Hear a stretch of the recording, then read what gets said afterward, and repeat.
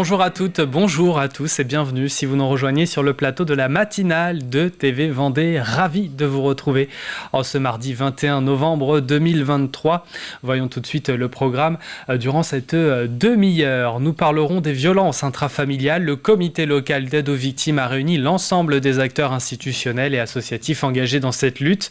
Gendarmerie, police, présidente du tribunal, procureur de la République se sont mis ensemble autour de la table pour faire un bilan des actions menées et à venir.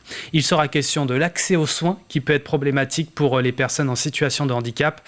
Des associations existent comme Handi Soins 85. Son rôle, faciliter cet accès par plusieurs moyens. Nous irons aussi à Fontenay-le-Comte où la municipalité vient d'inaugurer sa première aire de jeu à destination des tout-petits et le marché de Noël qui arrive aux Herbiers. À retrouver en deuxième partie le plus de l'info, la chronique asso également, puis l'extrait du jour. Aujourd'hui, il est question de Backstage. Nous vous offrons le jeu de la Vendée cette semaine. L'occasion d'en savoir plus sur notre département tout en s'amusant. Des questions variées, ouvertes à tous, que vous soyez un expert ou alors beaucoup moins.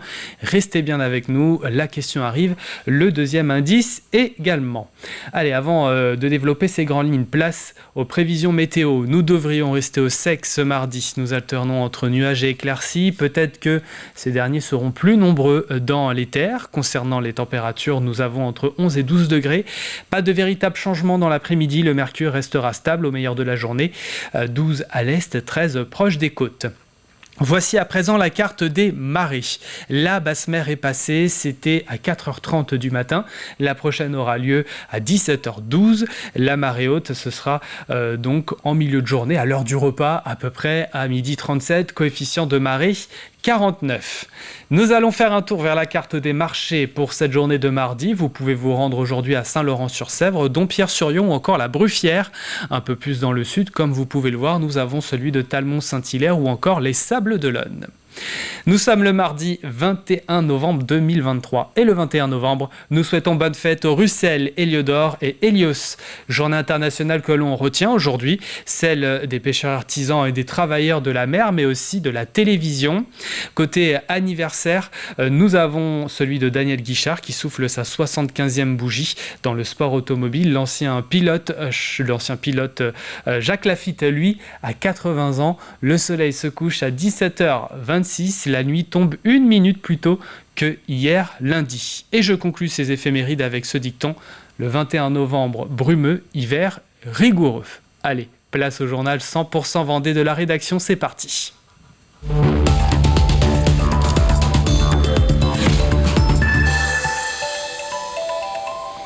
Et la 12e édition de la semaine de l'industrie qui se déroule dès lundi jusqu'à vendredi prochain. 33 entreprises vendéennes ouvriront leurs portes au grand public. Des ouvertures bienvenues alors que le secteur connaît une crise du recrutement. Même la formation de candidats sans expérience ne suffit pas, en particulier sur les métiers de l'usinage, la chaudronnerie et la maintenance industrielle. Et cela ne va pas s'arranger dans les années à venir. Point de situation et exemple au sein de l'entreprise Mecachrome, sujet de Diane Delangle. Mecachrome à Saint-Hilaire-de-Voust. 370 salariés, 60 millions d'euros de chiffre d'affaires, ce qui se fait de mieux en matière d'usinage et mécanique de précision dans le secteur aéronautique. L'entreprise a doublé en 2 ans. Elle souhaite une 40aine de recrutements dans les mois à venir, mais elle n'y arrive pas. C'est compliqué de trouver des compétences puisqu'il y a peu de formations et peu de candidats dans ces formations. Donc à nous de trouver les solutions pour accueillir, recruter, attirer et former les candidats à nos métiers. Un constat partagé par tous les industriels de Vendée. L'année 2022 et l'année 2023 sont les années où il y a le plus fort besoin en termes de recrutement dans l'industrie, sachant qu'aujourd'hui, on a 7 projets de recrutement sur 10 qui sont jugés très difficiles à réaliser par les employeurs. On a vu pour certains métiers, par exemple l'usinage, on a 20% des usineurs dans le département en Vendée qui ont 55 ans et plus, donc ça sous-entend de nombreux départs à la retraite, à peu près 300 pour ce poste-là, donc dans les 6-7 prochaines années. Donc c'est vrai que les difficultés vont certainement aller croissantes. Une vision archaïque du milieu serait à l'origine du problème, d'où la création de la Semaine de l'Industrie. Du 27 novembre au 3 décembre, 33 entreprises vendéennes ouvrent leurs portes au public et aux scolaires. On a au bord de la route des grandes boîtes grises qu'on a du mal à imaginer ce qu'elles font à l'intérieur. Et justement, l'idée, c'est d'ouvrir les portes pour voir tout le savoir-faire, l'expertise dont elles font preuve. Et en plus, en Vendée, on a une spécificité, c'est que 3/4 de nos entreprises dans la métallurgie sont des entreprises sous-traitantes. C'est-à-dire qu'elles ne fabriquent pas un produit fini.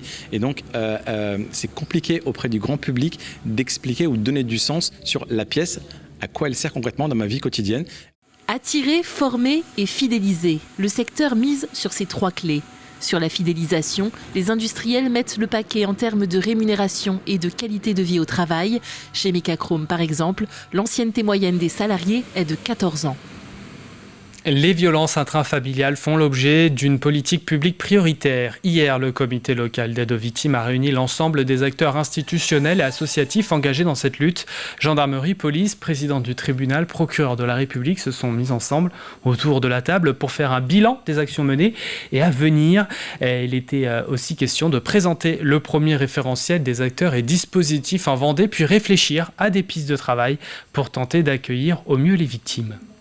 L'objectif de ces instances, c'est vraiment de mettre en évidence les dispositifs nouveaux, de regarder les trous dans la raquette, les dispositifs qui seraient à imaginer. C'est comme ça, par exemple, il y a 2 ans que nous avions imaginé une prise en charge taxi pour les victimes de violences.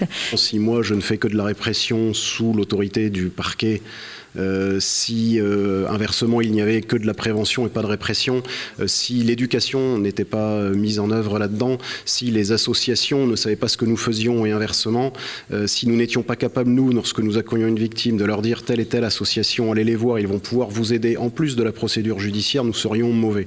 Donc le but de ces comités locaux d'aide aux victimes, avec des thématiques spécifiques, ici les violences intrafamiliales, c'est vraiment de nous connaître, de connaître les acteurs, et mieux on se connaît, mieux on travaille ensemble, et mieux on travaille ensemble, mieux les victimes sont traitées. Sur le plan pénal, entre 2017 et 2022, nous avons doublé le nombre de condamnations. Pour autant, nos délais ont été divisés par 2.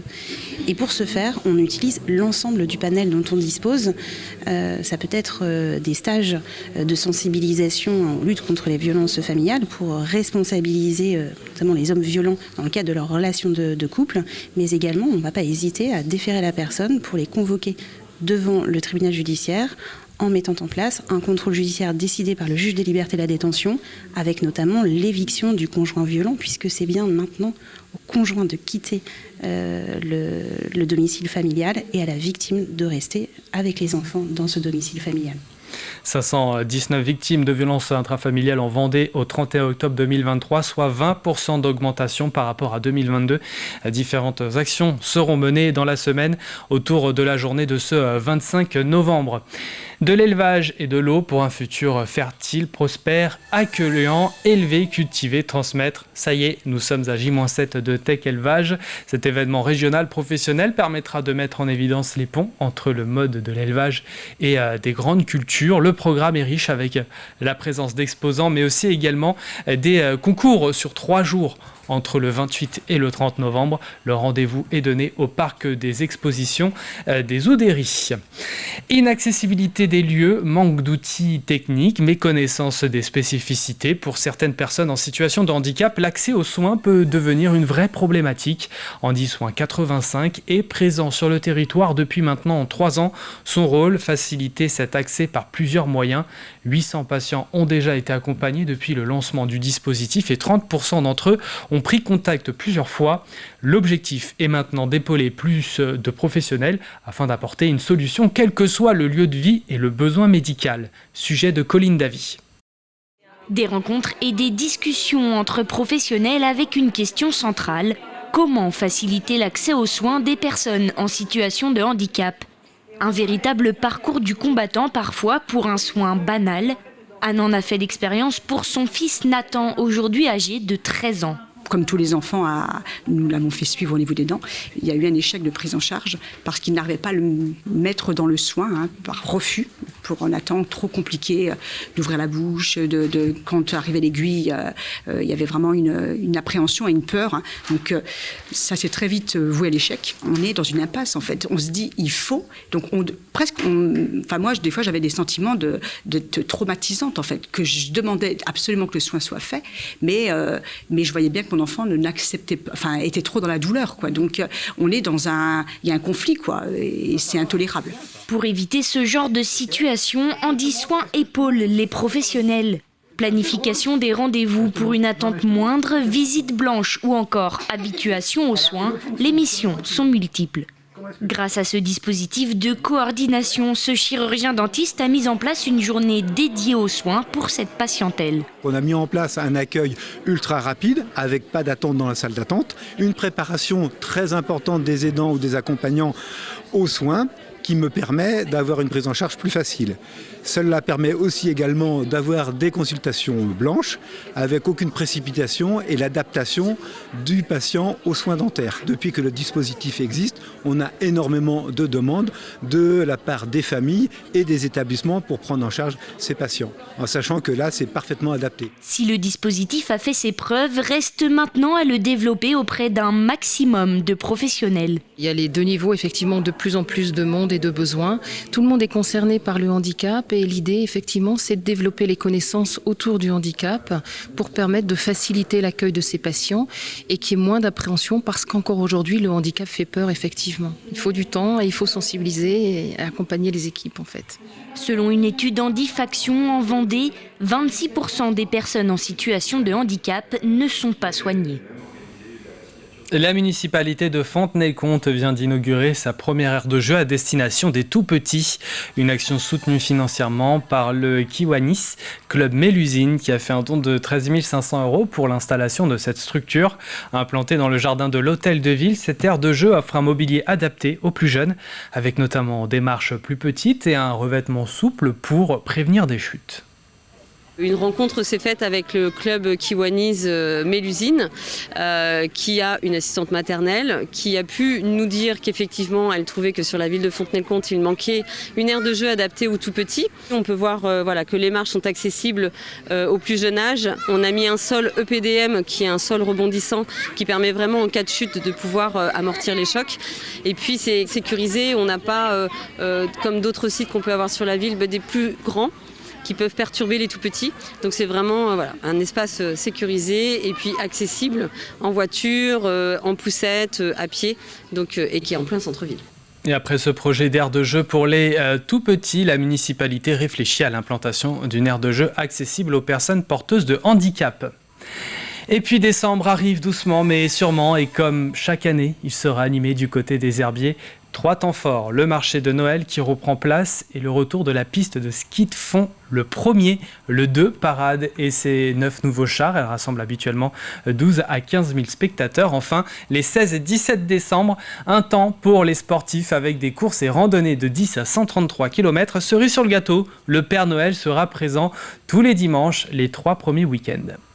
Ça demande beaucoup de préparation et c'est un temps vraiment important et on tient vraiment à ce que le mois soit complet avec une programmation très riche qui corresponde à toutes les attentes, que ce soit des moments avec des événements très intimistes et puis des grands spectacles à côté, des moments gourmands et puis des moments de promenade avec du sport comme je le disais tout à l'heure. Donc c'est très complet, c'est un mois très très attendu. C'est la 10e, ça aurait dû être la 12e, il y en a 2 qui ont été annulés. Donc on est super content déjà de se dire que ça existe toujours et puis de voir que ça fédère autant de bénévoles à la création des chars, à la fabrication des chars et des costumes. Et puis après, lors du défilé aussi, parce qu'on arrive à 350 bénévoles pour 1 heure de défilé, donc c'est super. Je pense que maintenant c'est un événement qui est attendu. Par les familles, pas que les enfants, les grands aussi. C'est un moment où les gens viennent se faire la fête, se changer les idées, découvrir les chars. Oui, je pense que c'est attendu. J'espère. Et d'autres animations auront lieu lors de cette 10e édition. Spectacle Peter Pan, concert et un carrousel jusqu'à la fin des vacances scolaires. Voilà pour l'essentiel de l'actualité. Place à la météo du jour. Petite amélioration concernant le temps. La journée commence sous les nuages, mais avec du soleil également. On aura un peu de tout, mais nous resterons au sec, normalement. Concernant le thermomètre, en ce début de journée, nous avons 11 degrés aux Herbiers, à la Châtaigneraie, mais aussi à Luçon. Même chose pour Esnay, La Roche-sur-Yon et Saint-Denis-la-Chevasse. On gagne 1 degré sur les côtes, 12 du nord au sud, de Beauvoir-sur-Mer jusqu'à La Tranche, en passant par Brême, les Sables d'Olonne ou encore Talmont-Saint-Hilaire. 13 degrés du côté de Noirmoutier, c'est là où il fait le plus doux. Pas de changement dans l'après-midi avec toujours une alternance de soleil et de nuages. Le mercure reste plutôt stable. Au meilleur de la journée, vous aurez en moyenne 12 à l'est, 13 proche des côtes. La journée de demain ne devrait pas être trop mal, mais nous perdrons quelques degrés. Voilà pour ce flash. Il est temps de retrouver nos chroniques du jour. Comme tous les mardis, c'est la chronique Asso à retrouver. Nous aurons aussi l'extrait du jour, extrait de Backstage aujourd'hui. Et puis, nous vous faisons gagner le jeu de la Vendée. Le gagnant ou la gagnante deviendra un collab et connaîtra parfaitement le département. Mais avant, c'est le plus de l'info et on parle don d'organes.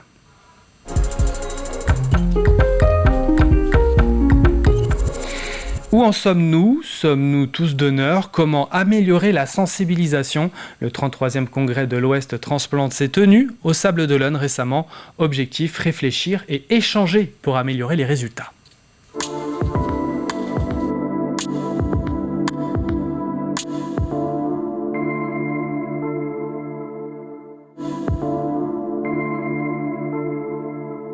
En Vendée, on tourne autour d'une 20 à 30 recensements par an et 15 prélèvements.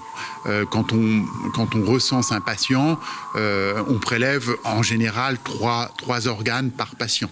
Le rein et le foie, parfois le poumon, le cœur, mais c'est une moyenne, c'est 3,5 organes prélevés par patient.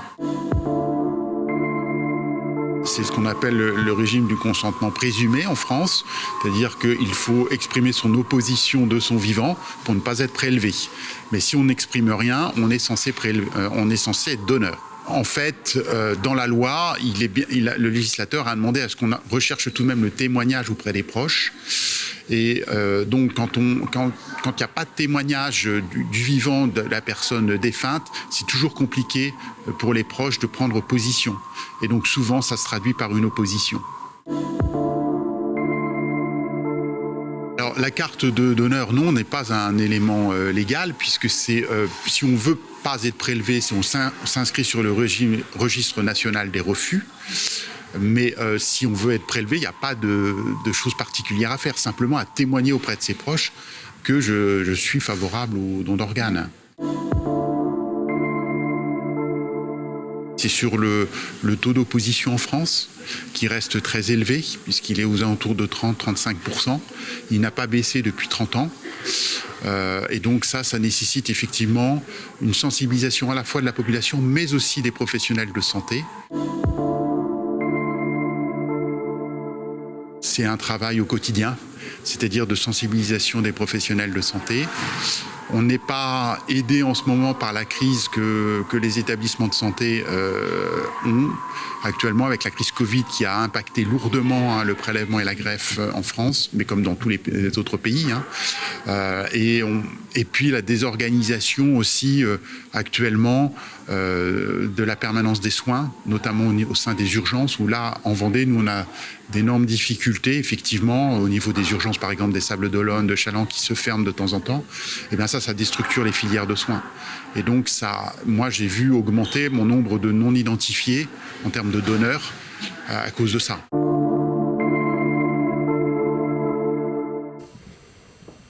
Voilà pour le plus de l'info du jour. Il est à retrouver aujourd'hui, bien évidemment, sur notre chaîne. Nous allons à un camping floqué aux couleurs de l'association du Secours catholique. C'est la chronique Asso tout de suite.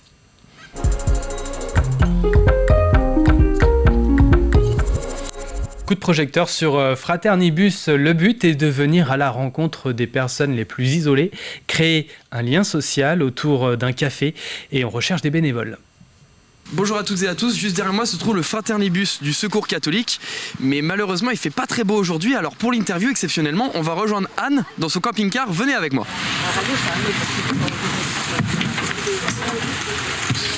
Alors bonjour Anne, je me trouve actuellement dans le Fraternibus. Est-ce que, avant de présenter ce que c'est ce camping-car, vous pouvez présenter votre association ? Bien sûr. Alors nous sommes le Secours catholique délégation de Vendée et donc nous représentons une association de loi 1901 qui a pour but de lutter contre la pauvreté et l'objet du Fraternibus spécifiquement est d'aller à la rencontre des personnes et de lutter contre l'isolement. Et donc là, j'ai remarqué sur le flocage du Fraternibus qu'il y avait 3 mots d'inscrits. Ces 3 mots, ils représentent quoi ? Alors, c'est 3 mots qui un peu ponctuent nos actions.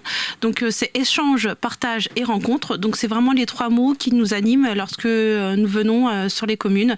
Donc, on reste dans l'échange, dans le partage et dans la rencontre. Vous allez à la rencontre des personnes les plus démunies pour rompre contre l'isolement. Vous recherchez des bénévoles pour développer ce Fraternibus dans la Vendée, c'est ça ? Oui. Alors, en fait, nous sommes ouverts à tous dans un premier temps. L'idée est de pouvoir rencontrer les personnes de tous bords. C'est pas écrit sur le visage des gens s'ils sont dans la difficulté ou s'ils sont dans la fragilité. Le principe, c'est vraiment de rencontrer toutes les personnes de passage. Et oui, on recherche du monde parce qu'aujourd'hui, après la crise sanitaire que nous avons vécue, on se dit tout simplement qu'il y a besoin de se rencontrer et de renforcer les liens sociaux. Et donc aujourd'hui, on recherche des bénévoles qui sont prêts à prendre le temps de l'écoute, du partage et de la rencontre. Et vous cherchez des bénévoles pour quand ? À quelle période ? Pour quel moment ? Pour tout le temps, à n'importe quelle période. Alors c'est un bénévolat qui est plutôt adaptable. Donc il y a des bénévoles qui sont investis 1 fois par mois, d'autres 1 fois par semaine. On a besoin de bénévoles pour entretenir le Fraternibus, des bénévoles pour la communication, on a besoin de bénévoles pour être avec nous. Donc il y a... En fait, toutes les personnes qui souhaitent s'engager dans un projet collectif sont les bienvenues. Et après, le bénévolat va s'adapter et se formater selon la personne et selon ses envies et ses besoins aussi. Bon, eh bien, vous l'avez entendu, vous êtes le ou la bienvenue dans le Fraternibus du Secours catholique pour prendre le temps de rencontrer des personnes. Moi, en attendant, je retourne à l'extérieur, braver la pluie. Si vous voulez rejoindre le Secours catholique, je vous mets un lien juste en bas de votre écran. La chronique asso, c'est terminé. On se voit la semaine prochaine. Et les membres de cette association se rendent un mardi sur 2 à Némy, un vendredi sur 2 également à La Ferrière. Avant de passer au jeu, voici maintenant pour vous l'extrait du jour.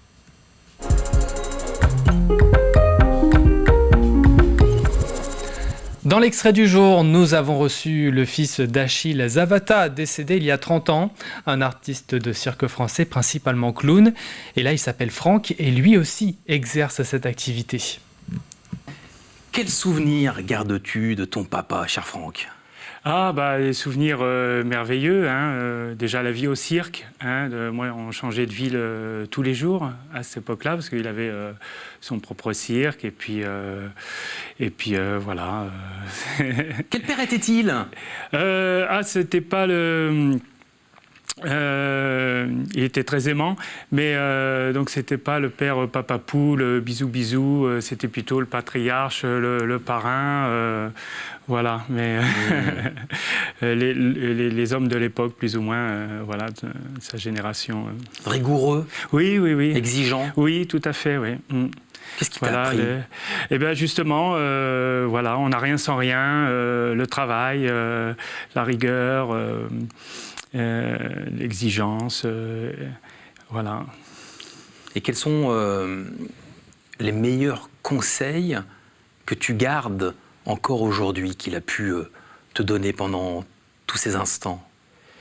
C'est également ça, toujours de faire de son mieux, on n'a rien sans rien. Voilà. Le travail. Oui, toujours. T'as commencé le bonheur. Par exemple, répéter en cachette, il me disait. Voilà, et après, tu fais voir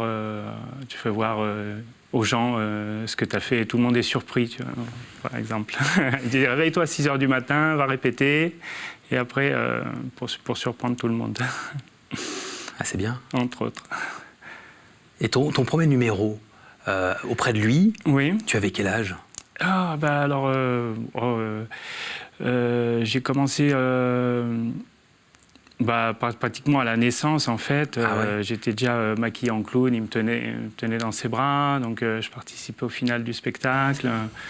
Et ce nouveau numéro est à retrouver dans son intégralité aujourd'hui sur TV Vendée. Allez, on passe au jeu tout de suite, c'est parti.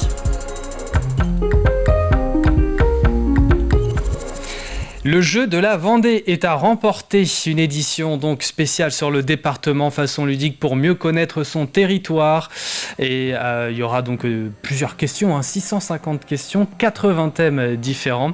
Mais pour le recevoir chez vous prochainement, ce jeu, il faut répondre correctement à cette question. La voici. Qui a été élue navigatrice de l'année 2023 par la Fédération mondiale de voile? On vous donne 5 indices tout au long de la semaine. Voici le deuxième. C'est la première femme de l'histoire à remporter une course autour du monde en solitaire. Vous avez donc les indices pour vous aider, mais aussi les images. Pour jouer, c'est sur notre site internet tvvendée.fr. Je rappelle que le tirage au sort du gagnant ou de la gagnante, ce sera vendredi en milieu de journée. Bonne chance à toutes et à tous. L'info revient à 12h30, ce sera avec Diane Delangle sur TV Vendée, la matinale demain à partir de 7h. Passez une excellente journée sur TV Vendée.